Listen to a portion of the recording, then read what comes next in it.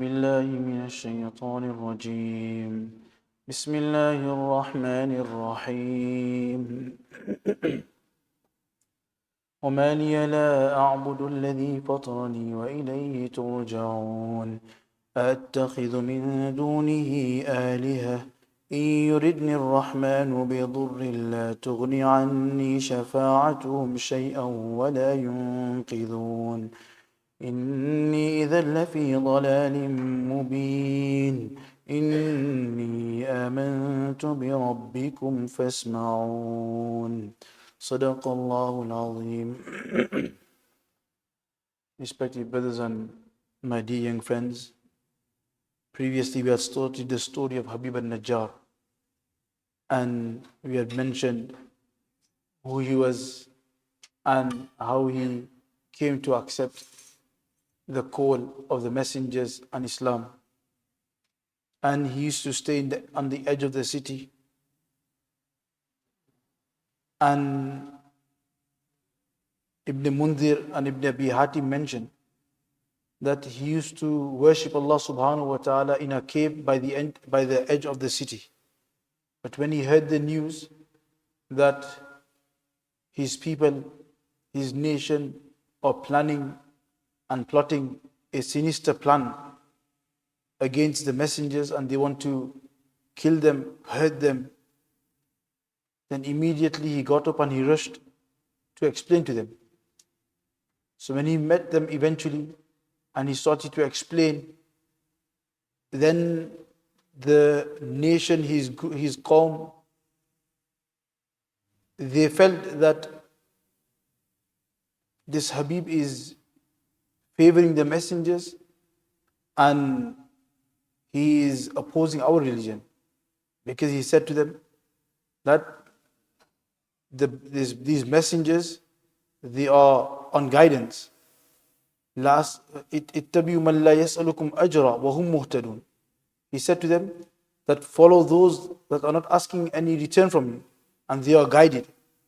So the nation thought that why are you opposing our religion and why are you favoring them? So they confronted him and they asked him.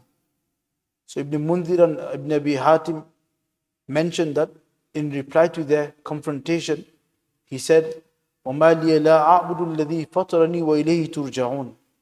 That what excuse do I have? وَمَا لِيَ لَا أَعْبُدُ الَّذِي فَطَرَنِي.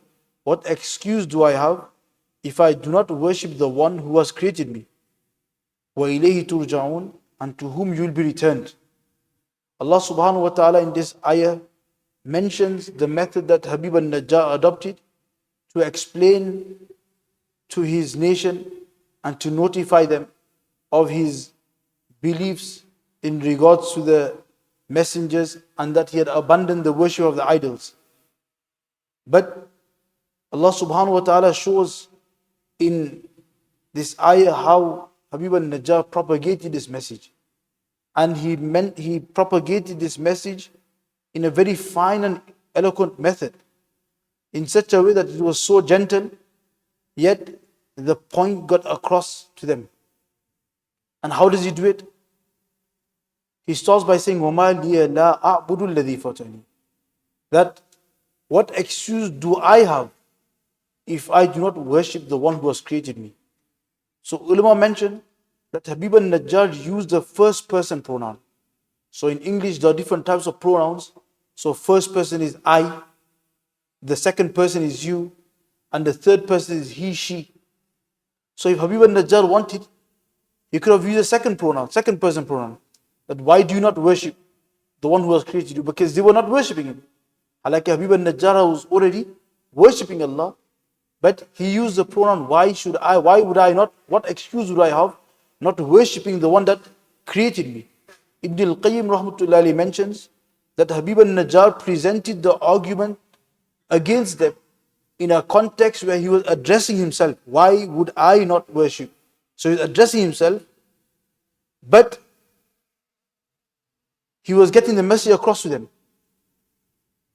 And ulama mentioned that when a person puts a message in this manner, that rather than directly talking to somebody, he addresses himself. then this is more effective to a listener. It is more gentle on the ears, and it settles in the heart easily. And this was the objective of Habib al-Najjar, that he wanted them to come into Islam. He didn't want to provoke their anger. He didn't want them to contradict him. He didn't want them to go even further from deen. In fact, he wanted them to come closer. So he realized that if I was to say to them that what excuse do you have that you're not worshipping the one that Allah has created you, then they would have straight away jumped on him, pounced on him. So rather than doing this, he said, what excuse do I have by not worshipping the one that has created us? And studies also show that when a person speaks in the first person pronoun, then it creates intense emotional connection between the speaker and the listener. And because of this, the listener gets influenced more, because he's listening to a perspective from the speaker's side. And for us, this is a lesson. And whenever we go out to do dawah, or we are doing a lecture, we are doing a bayan, or we are giving somebody some nasihat, just talking to our friends, then rather than talking to him directly in the second person, that what do you get doing this sin? What do you get out of disobeying your parents? You disobey your parents whilst they feed you? This type of language is harsh, is directive, and it becomes a bit of a rude approach. And when this happens, then the listener straight away becomes reserved, and he will feel that I am being personally targeted, and then this advice will not penetrate to his heart. But if the same advice is reworded in first person, that what do we get out of doing this sin? What will I get doing this sin? What will I get if I disobey my parents whilst they are the ones that feed me? So now you are saying the same thing, but you are putting it on yourself. When he listens to this will be more effective, and this will penetrate his heart. So Allah subhanahu wa ta'ala mentions that, look at the way Habib al-Najjar done his da'wah. And like I said, this Quran is filled with lessons. Every ayah, every word has something for us. And if a person looks deep into a Quran, he will be able to take out so many lessons. And practically he will be able to make changes to his life. And he will become a better person. Then Habib al-Najjar goes on to Allah subhanahu wa ta'ala. So he saw some, وَمَا لِيَ لَا أَعْبُدُ الَّذِي, why should I not worship the one that has created me? So then he goes on to the aspect of Allah subhanahu wa ta'ala. And he draws their mind towards their humble beginnings. That how did you start? How do you come into this world? You came into this world fatarani, that I was created by Allah. Meaning I didn't just drop out of the sky. I was created by Allah. So he is coupling his dawah of worshipping and creation to show that the right of worship, the right of being humble to somebody, the right of submitting to somebody, the right of obeying somebody is exclusively to who? To the one that creates you. So if Allah is my creator and Allah is your creator, then should you be worshipping the idols, or should you be worshipping Allah? But he didn't say directly, why are you worshipping the idols? He said it in such a subtle manner, such a soft manner, that it would intrigue the mind. Okay, yes, he's making sense. What is he saying? He makes sense. And this is sometimes where we become a bit defensive and we become a bit aggressive. And rather than getting the message across, rather than making benefit, we cause harm. So in the second bit, he is drawing the attention that we should be worshipping the one that created us, not something that we have created with our hands, not something that we have carved out of a stone, an idol, because this idol has no ability. This idol didn't make us. So when this idol did not create us, it is not fulfilling our needs, it is not sustaining us, it is not maintaining us, then on what basis should we be worshipping him? We shouldn't be worshipping these idols, we should be worshipping Allah subhanahu wa ta'ala. Then Habib al-Najjar finishes that ayat by saying, وَإِلَيْهِ تُرْجَعُونَ, and to whom you will be returned. That he starts by saying, what excuse do I have for not worshipping the one who created me? وَإِلَيْهِ تُرْجَعُونَ, and to the one who you will be returned to. So lastly, Habib al-Najjar reminds them of the inevitable end. That every person, a day will come that he will have to return to his Lord. Allama Shabbir Ahmad Uthmai rahmatullahi mentions that this was an indirect message to them, that don't think that since you have been created, now you are free to do whatever you want. You are at your own liberty. That there is no connection between you and your Lord, the one that created you. In fact, every soul will have to once again stand before his Lord, and so that to create a concern in this regard in their minds, he said to him that you have to face your Lord, you have to answer to him.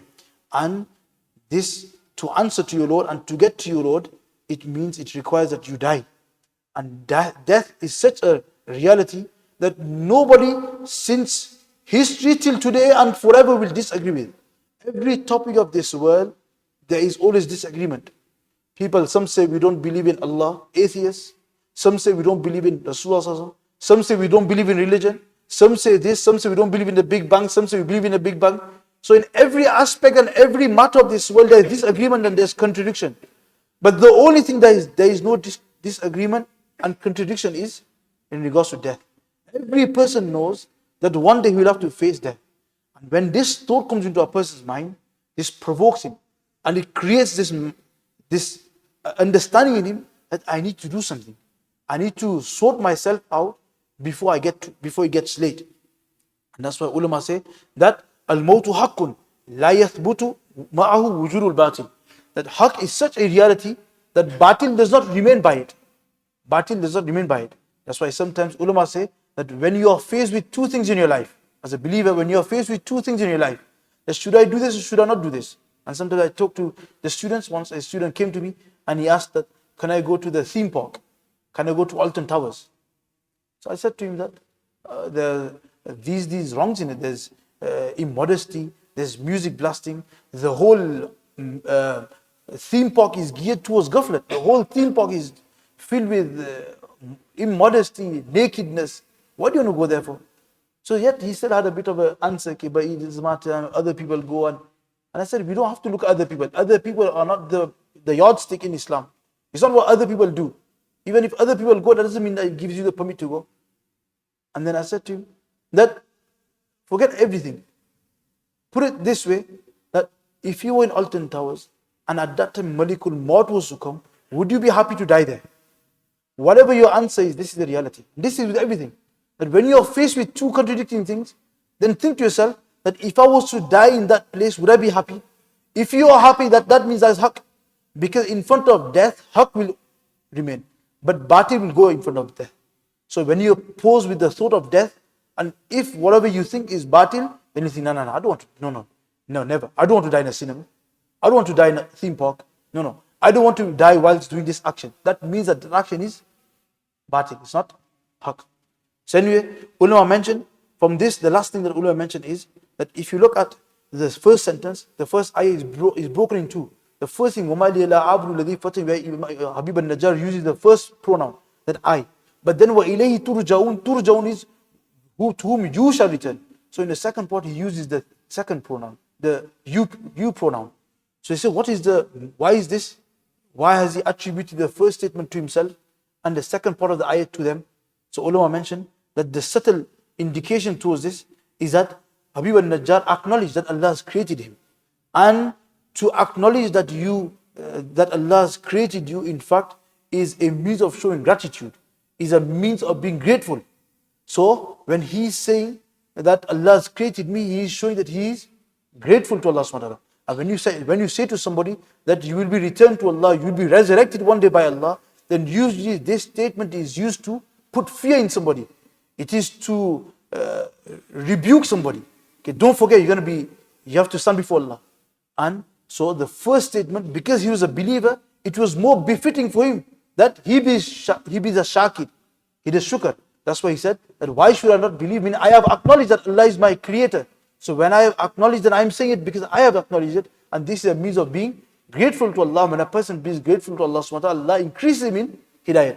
And then the second part, وَإِلَيْهِ تُرْجَعُونَ, because they were disbelievers, so for them, وَإِلَيْهِ تُرْجَعُونَ is like a warning. And for a disbeliever, it befits him to be warned. That's why he didn't say وَإِلَيْهِ أَرْجِعُ, that to him I shall return. He said to him you shall return, meaning I am warning you that one day you will have to stand before him. So take this warning, don't take it lightly. In fact, take this warning and try to make amends to your life.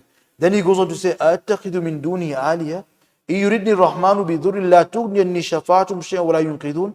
أَأَتَّخِذُ مِن دُونِ آلِهَةً, shall I adopt those gods? أَأَتَّخِذُ مِن دُونِ آلِهَةً, shall I adopt those gods besides him? إِن يُرِدْنِ Rahman, if Rahman intends to do harm.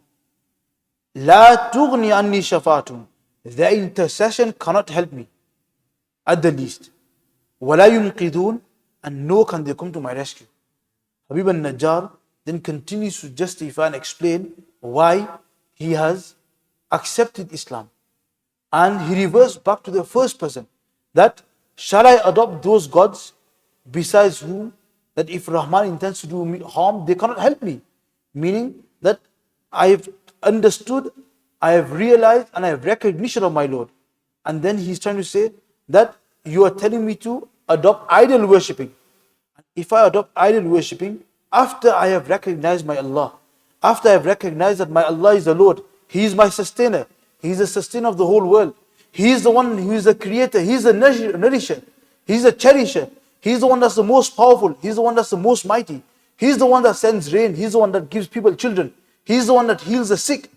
After I have recognized all these things, do you think that I should revert from this and go on to obeying and worshipping your idols? Knowing that if Rahman was to send any punishment upon me, knowing that if Rahman was to send any sort of affliction or hardship or harm upon me, then I know that these idols of yours cannot help me anyway. They cannot stop this harm from coming to me. They cannot protect me. They cannot guard me. They cannot deflect this punishment away from me. Number one. Number two, لا تغني شفاعتهم. Neither can they intercede on my behalf. Neither can they say to Allah, oh Allah, no, don't punish him. Don't send punishment to him. Take the punishment away. Can they do that? Neither can they do that. So, usually when a person has some ability, he can guard you himself. If you cannot guard you, at least what can he do? He can intercede on your behalf. He has so much strength that he can say to the oppressor, no, leave him. Don't do anything. Habib al-Najjar is saying that the idols that you are worshipping, neither can they guard me if Rahman was to send punishment, neither can they intercede. And if Allah's punishment befalls me, then nor can they rescue me. So how weak are your idols? So أَتَّخِذُ مِن دُونِ آلِهَةً, should I make your idols a means of worship, and my idols and my someone that I obey, leaving out Rahman? And if Rahman was to do any of this, they would not be able to help me at the least. So Allah subhanahu wa ta'ala, then again Habib al-Najjar puts this message into his minds, that these idols that you are worshipping, they cannot do anything. They cannot stand for anything. They can't help you anyway. They can't do shifalish. You are sitting and you are worshipping and you are obeying them and you are putting food in front of them, thinking that on the day of Qiyamah these idols will intercede, thinking that these idols will help you. In reality, they will not be able to even help themselves. They are going to help you. So Habib al-Najjar, again, in a very subtle manner, he gets the message across that this idol worshipping that you are doing is totally wrong. Ulama mentioned that again over here Allah subhanahu wa ta'ala has used the word Rahman. Halake, he's saying, yuridni Rahman bidur, that if Rahman intends to do any harm. So when there's harm coming, then why has the attribute Rahman been used? The attribute Qahar should have been used, the most powerful. The attribute Al-Muntaqim, the one that takes revenge, that should be used. That if the revenger, if the one that wants to take revenge, wants to harm you. So why did Allah subhanahu wa ta'ala use the word Rahman? Because Rahman shows blessing. Rahman is for mercy. So ulama say that there are a few reasons. Number one is because the mushriks never used to believe that Rahman is Allah's attribute. They say, Wamar Rahman, Qalu Wamar Rahman. Who is this Rahman? So Habib al-Najjar brought the word Rahman, that this Rahman is Allah. And number two, they say that why did the word Rahman was used? It was to indicate that although Allah is Rahman, the most merciful, that does not imply or that does not indicate that the believers, the Muslims, should become neglectful and should become lazy and should become neglectful in their duties, thinking Allah is Rahman, nothing will happen. Allah is Rahman, He'll forgive me. And that's why sometimes people have this notion, Allah is Ghafoor Rahim, don't worry. On the day of Qiyamah, Allah is Ghafoor Rahim. No. Allah is Rahman, but Rahman can also harm you. Because, why? Because when you become negligent, then that same, then it is a believer shan, it is a believer state, that whilst knowing that Allah is Rahman, he also has fear for Allah. He also has fear, although Allah is Rahman, I have to obey Him. Although He is the most merciful, that doesn't mean I can fall into disobedience. So that's what Allah is saying to the believers, that Rahman can also harm you if you disobeying. So a believer should believe that Allah is Rahman, but at the same time he should fear Him. And as for the disbelievers, it was to show them that to be Rahman, this does not contradict Him sending harm. To be Rahman, if someone thinks that He's Rahman, that doesn't mean that He will never send harm over you. In fact, sometimes when harm befalls you, it is the demand of Rahmah. Rahmah demands that Allah, Rahman, sends harm. Allah sends a calamity upon you. Why? Because every calamity does not come to destroy you. In fact, some calamities come to bring you back on the track. That's why they say that sometimes a calamity that comes, and the calamity that comes, kullu, I forgot the Arabic, that every calamity is not a calamity. That calamity that gets you close to Him, gets you, kullu nikmatin yahdi ila Allah fahuwa ni'mah. Any punishment that guides you towards Allah is in fact, what is it? It is a blessing. So sometimes a person gets a calamity upon him, and because of this calamity, what happens? He changes his life. Before he was off deen, he was off track, but a calamity befell him. His child passed away. He had an accident, and all of a sudden, what happens? He changes the course of his life.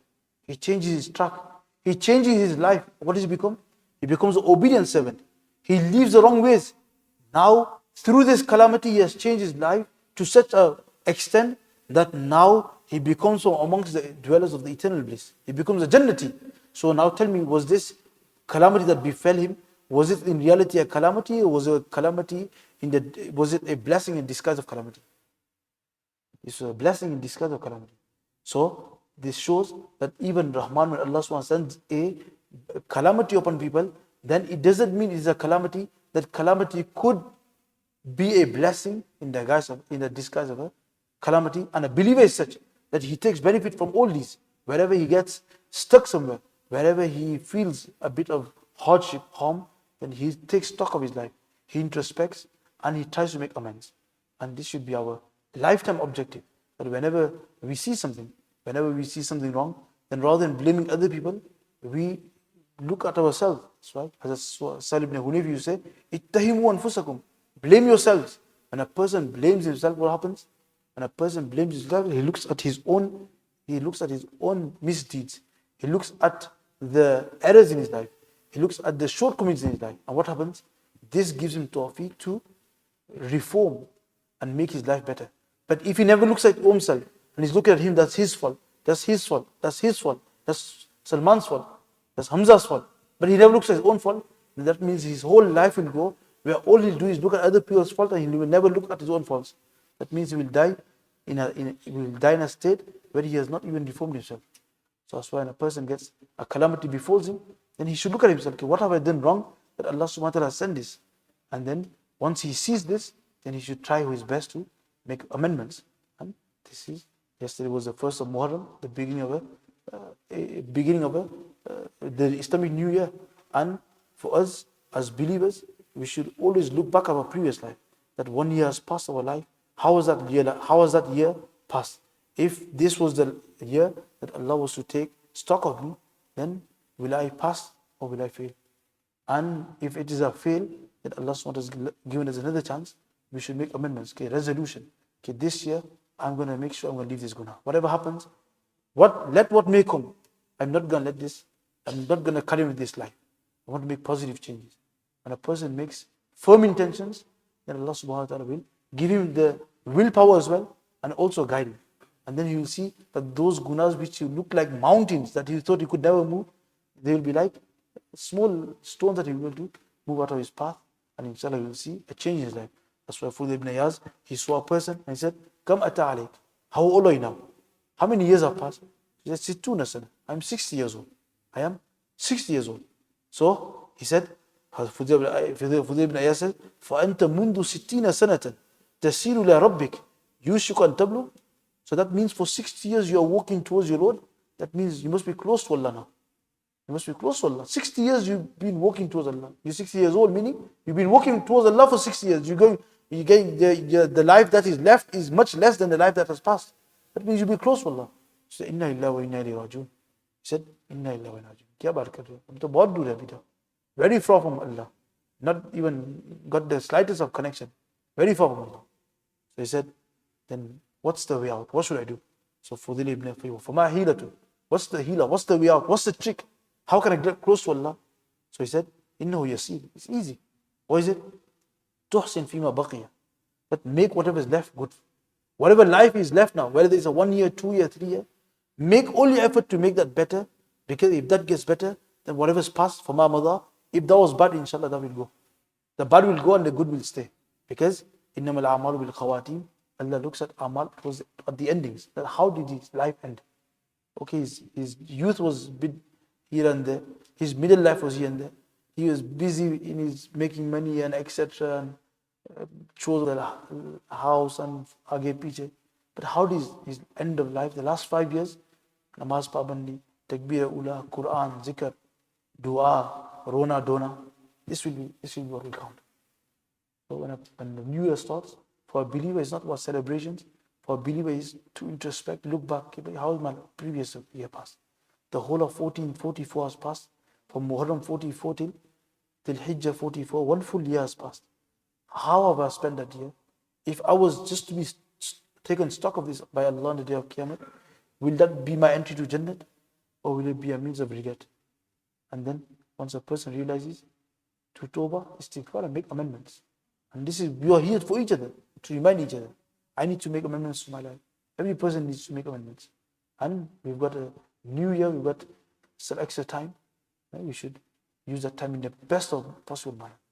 And these majalis, coming to a masjid, sitting with Ahlullah, going out in Jamaat, etc. These things are the things that is the fuel for our iman. When a person goes to his majalis, sits by the Ahlullah, goes to a masjid, then he will keep getting that fuel. And inshallah his iman will stay strong. But you take a fish out of the water, fish cannot last. A believer, the water is masjid, the water is Ahlullah. The water is staying in the majalis where Allah is remembered, where Allah and His Rasul Sallallahu Alaihi Wasallam's ahkam and directions are given. When a person stays in this, then inshallah his iman will stay taza, fresh. When iman is fresh, inshallah to act upon will become easier as well. Allah subhanahu wa ta'ala grant us the correct understanding, give us the tawfiq to stay firm on deen. Make this year that is coming, make it a means of a great benefit and a means of getting very close to Allah subhanahu wa ta'ala, where we gain His recognition, His marifat, we become His special friends, we become His awliya, we become His wali. And may Allah subhanahu wa ta'ala forgive the past years, the sins, the shortcomings, the negligence that we have done, and give us tawfiq to value the time that is coming. Subhanallah, subhanakallah, wa bihamdika, ashhadu an la ilaha illa anta, astaghfiruka wa atubu ilaik.